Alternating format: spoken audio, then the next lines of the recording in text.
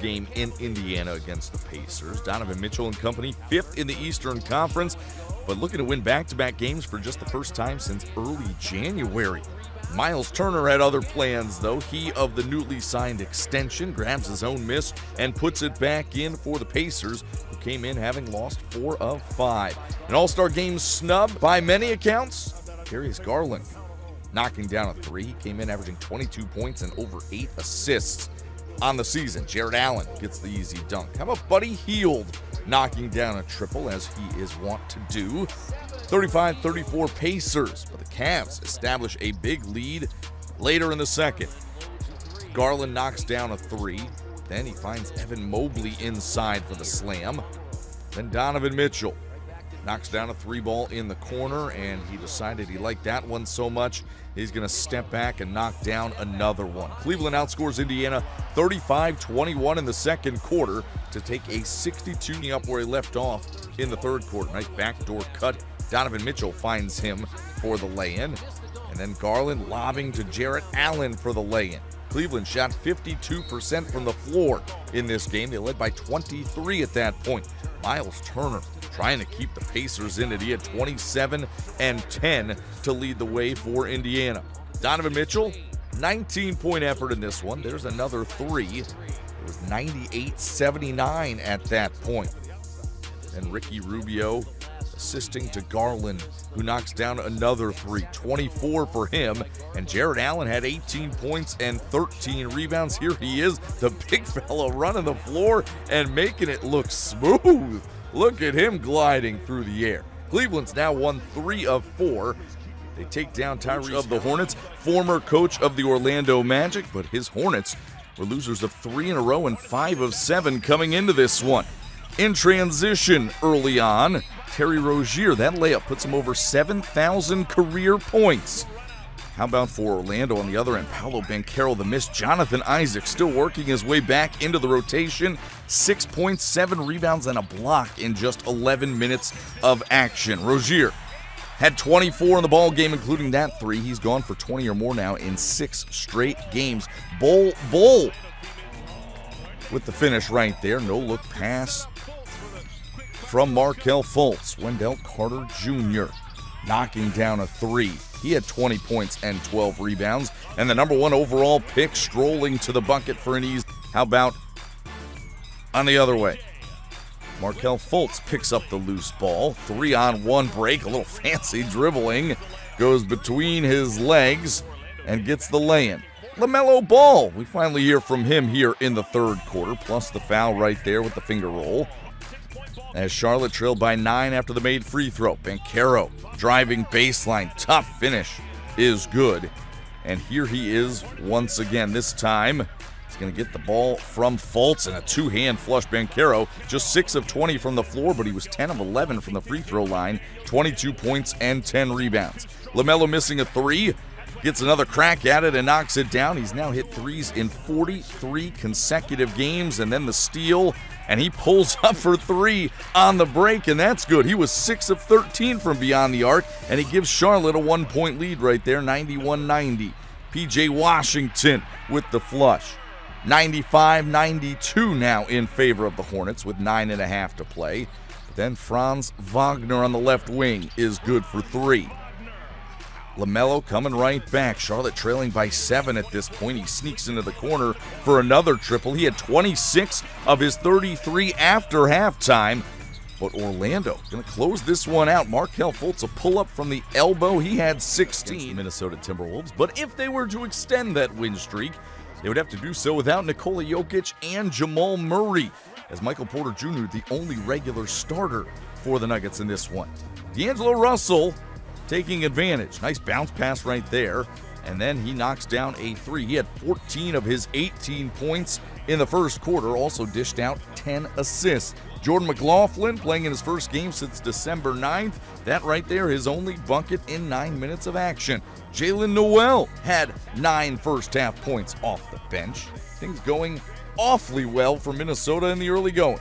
Russell and Gobert leading the way as Russell finds Rudy right there for the big flush, drawing 2 defenders, and then Gobert just fills the lane. And then the no-look from Russell at the top of the key. Same result. Rudy, two-hand flush inside. Minnesota 51-26. Then Anthony Edwards gets rolling, almost 25 points a game this season. He gets the dunk in transition, and then the little floater to beat the halftime buzzer. 20-point lead for Minnesota, running away with it in the second half. It's Gobert one more time, high percentage shot, and then Taurean Prince to Nathan Knight for the same thing. Knight cocking that one back and throwing it down, and then Edwards gonna step back here, and yeah, that's a three ball. Beats the third quarter buzzer as well. Timely buckets for Edwards, who had 20. Gobert had 16 points, 8 rebounds, and somehow the biggest guy on the court is left all alone inside. Minnesota wins by the New York Knicks have lost 7 of their last 10 coming into Sunday's affair against Joel Embiid and the Philadelphia 76ers, who have won 14 of 17. And Embiid was hot early on. He came in with 5 straight double-doubles. He gets the mid-range jumper to go, and then James Harden up to Tobias Harris, lobbing it to Embiid for the bucket and the foul. Philly out to a 26-12 lead after the made free throw. Tyrese Maxey, 12 points in 24 minutes off the bench for Philly in this one. And with the Knicks down by 20 late in the first, they go on a 17-0 spurt. Julius Randle finishing inside. Evan Fournier making an appearance in this one. He knocks down a 3, and then Quentin Grimes. Foul line jumper is good for him. He had 13, and early in the second, the Knicks have come all the way back to trail by just 3. Jalen Brunson gets the floater to fall inside. James Harden meandering and facilitating as Embiid 351. More from Brunson getting into the paint. He's not an all-star, but he has sure played like one this year. 21 points for him in the contest. More from Embiid. He had 31 and 14. Give him 6 straight double-doubles. Julius Randle, a little circus shot late in the third, and he wanted the foul to go with it. New York trailing by 3 early in the fourth until Obi Toppin ties it up. Evan Fournier, 17 for him in this one, a season high. He was 5 of 8 from deep, and it was his first time in double figures since December 29th. And Julius Randle comeback win Saturday against the LA Lakers. We're hosting the Sacramento Kings on Sunday. No De'Aaron Fox for Sacramento.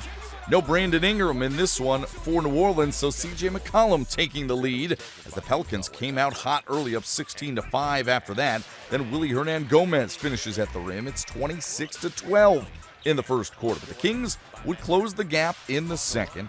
This is Malik Monk throwing down this jam in transition. And then in the half court here, ball, hot potato, going around the lineup, and McCollum finishes with a baseline jumper right there. New Orleans up by 16 and adding to it. Look at Trey Murphy, the third. The crossover, and then the finish at the rim, abusing the rookie Keegan Murray. And then under 30 to go in the first half, it's Kyra Lewis Jr. coming through some screens, knocks down a 3 as New Orleans puts up 70 in the first half. Off a Sacramento turnover. The ball's thrown right to C.J. McCollum, who leads a 3-on-2 and just walks into an easy 3 right there. 82-56 in favor of the Pels. Najee Marshall missing. Larry Nance Jr. cleaning things up. 10 points, 9 boards for him. He has been great in the absence of Zion Williamson the past few weeks. More from Murphy. That's his 6th one right there. He had 30 in the contest. And Marshall, he played well also. 17 points, 6 rebounds, and 4 assists. And then more ball movement, gets it to McCollum, who had 24 on 9 of 11 shooting, but he wasn't asked to do too much. Had some injuries as of late, losers of 7 of their last 8 games, and on Sunday, they were without Ja Morant, sitting due to right wrist soreness as they hosted the Toronto Raptors. Early on, we're getting contributions from everybody. Pascal Siakam, a 3 at the top of the key. Then Scotty Barnes, after some good ball movement, knocks down a corner 3. Meanwhile, for the Grizzlies, no Steven Adams, of course, PCL injury. Brandon Clark filling in his stead.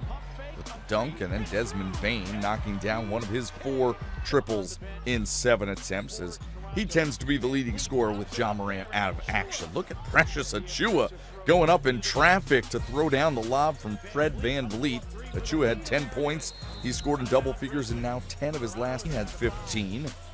Toronto led 62-59 at halftime. Xavier Tillman inside. He had 12 and 9. Bain had 26 to lead the way for Memphis. That bucket and the foul is good. The All-Star, Jaren Jackson Jr. over Siakam here. Look at that one. Triple J. 18 points, 8 rebounds. Memphis led by 10 after 3 quarters. In the fourth, Chris Boucher, the putback dunk. He had 17 and 10 off the bench. Toronto's bench outscores Memphis's 36-23.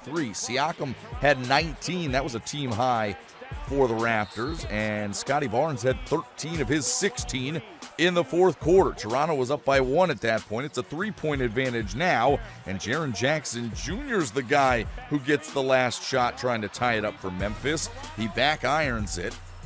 And Toronto would hold on to win on the road. 7 players in double figures for Toronto. And Memphis, who was so great without Ja Morant last year, 20.